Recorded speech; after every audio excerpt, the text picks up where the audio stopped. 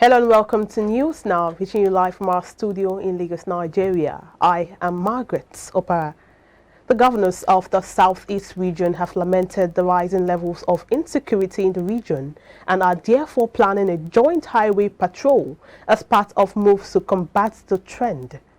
This was part of their resolution after a meeting in Enugu State on Sunday.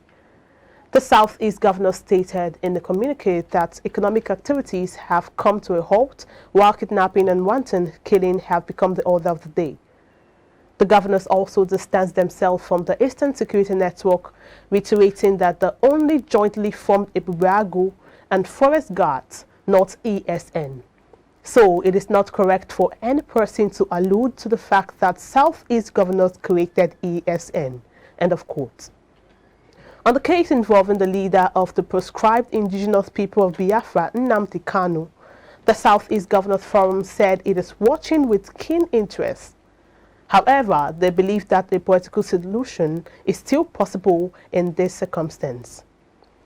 The Oyo State Governor Seyi Makinde has declared that he and his Osun State counterpart, Governor Boyega Oyetola, have started a revolution of ideas that has been helping to promote collaboration, integration, and good governance in the Southwest.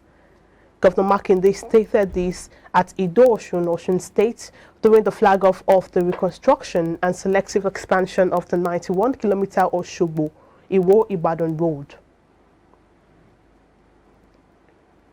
I salute the political sagacity and influence of the governor of Oyo State, His Excellency Engineer Seyi Makinde, who rose above all political differences and consideration to collaborate with us to not only ensure that this public project comes to fruition, but to further entrench regional integration.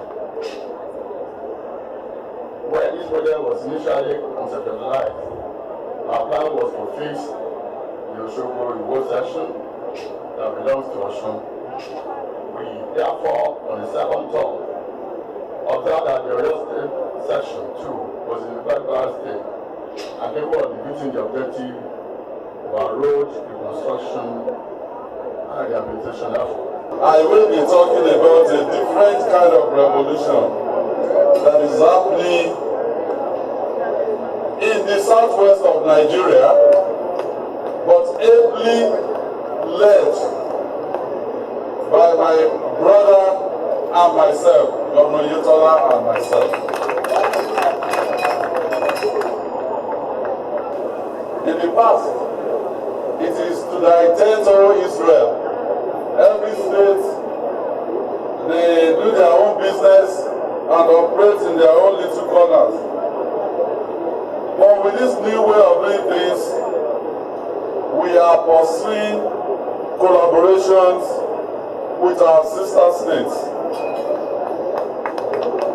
Because no governor, no two governors has ever done this before. Though they've been writing this history. And the two histories they've written is about the Lautech issue, and then this one concerns the masses, and they put politics aside. Thank you very much, Governor Seyi Makinde. I really appreciate your leadership.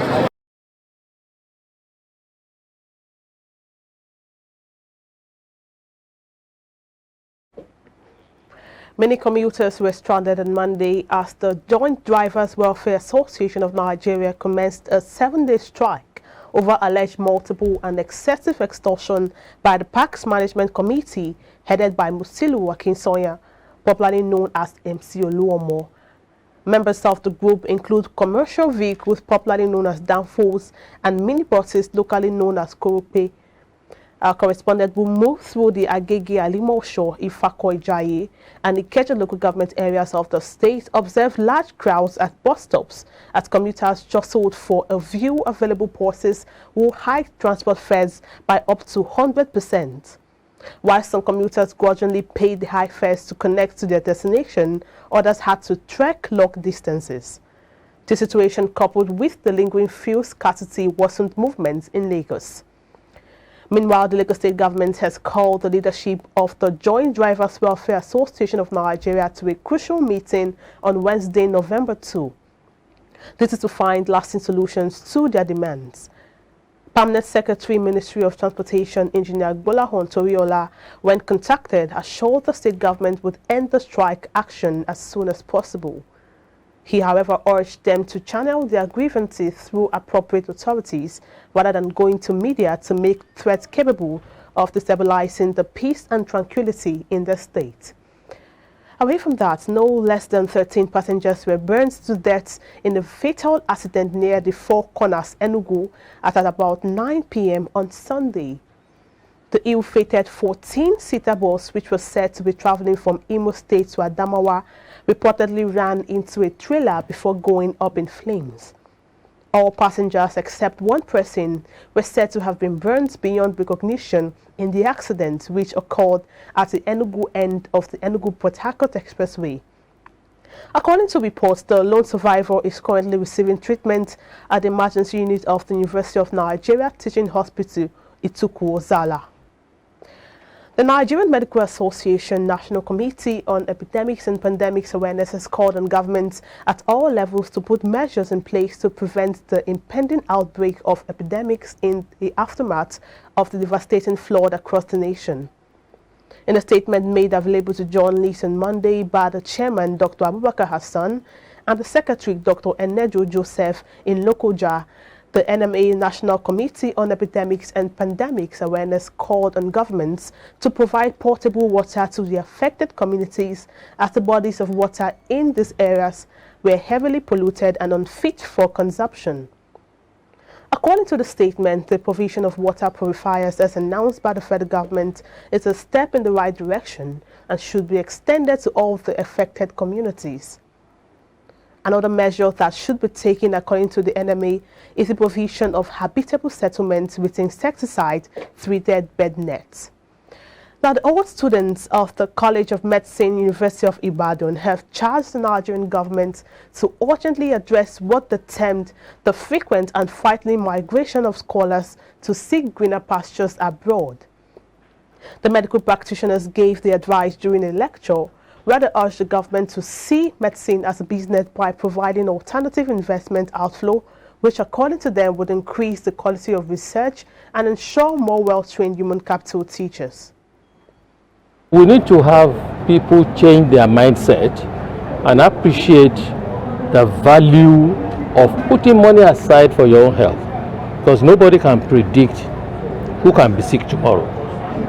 So while I'll advise that government should try and enforce the law, I think we should also encourage the citizens to be responsive and learn to make their contributions for health insurance. We also find that many of our hospitals are not run efficiently or in a world standard manner. So the intention of my lecture was to trigger the interest of the training ground, the medical college, the College of Medicine, to encourage the inclusion of business practices in the training of the students.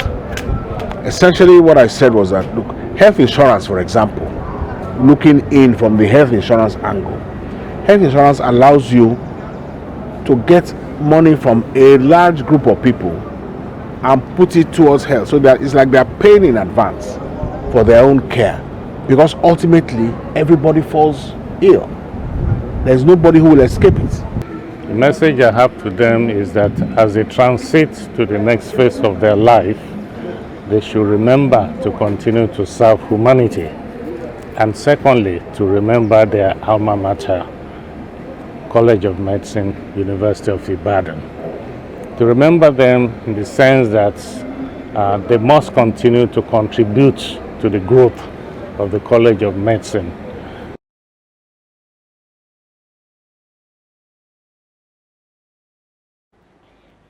The APC Kano Central Senatorial District candidate Abdul Salam Abdul Karim Zaura, better known as AA Zaura, is conspicuously missing as his alleged $1.30 million fraud case came up in court. The This follows the Economic and Financial Crimes Commission declaration to the court that A.A. Zara, who was earlier granted bail from the Commission's custody, could not be accounted for. When the case came up on Monday, the EFCC told the Kano Federal High Court that Zara, who is the Kano Central Senatorial candidate of the All Progressive Congress, who is also standing trial for alleged $1.30 million fraud, is nowhere to be found. The EFCC filed a charge of criminal conspiracy and obtaining money by false pretense to the tune of $1.3 million against the defendants. Counsel to the defendant, Barrister Ibrahim Garba Waru, told the court that this critical stage of the proceedings, the presence of the defendant is not mandatory. Garba said the defendant is not in court because he is not physically fit to stand trial. The proceeding judge, Justice Muhammad Nasir Yunusa, said in a criminal case the defendant must be in court. Nasir Yunusa therefore ordered both parties to file a written address on why or not the defendants to appear before the court and adjourn the matter until November 10. We're going to commercial break now. Africa News after the break.